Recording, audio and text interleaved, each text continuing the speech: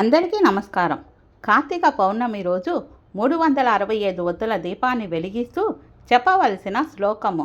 కీటః పతంగా మసకాశ్చ వృక్షాః జలే స్థలే ఏ విచరంతి జీవః దృష్ట్వాం ప్రదీపం నచ జన్మ భాగినః భవంతు నిత్యం స్వపచాహి విప్రః. ఈ దీపం వెలిగించిన ప్రభావంతో కీటకాలు, పక్షులు, దోమలు, చెట్లు, జలచరాలు, ఉభయచరాలు ఇలా అవి ఏ రూపంలో ఉన్నా ఆ రూపాల్లోనే అవి మోక్షం పొందాలని, వాటికి మరుజన్మ ఉండకూడదని ప్రార్థన. మనుషులుగా మనకు వేదం చెప్పిన మార్గంలో జ్ఞానం పొంది మోక్షం సాధించే అవకాశం ఉంది. కానీ మిగతా జీవరాశులకు ఆ అవకాశం లేదు. ప్రకృతిలో మనకు ఉపకారం చేస్తున్న ఆ జీవులకు ప్రత్యుపకారం చేయడమే మన ధర్మం. అందుకే వాటికి మోక్షం సిద్ధించాలని కోరుతూ దీపం వెలిగించి ఈ స్తోత్రాన్ని పఠించాలి. కార్తీక పౌర్ణమి మనకు బోధించే మూలసారం ఒకటే: ప్రకాశమే జీవితం, అజ్ఞానమే చీకటి. దీపం వెలిగించడం కేవలం ఒక పూజా విధి కాదు.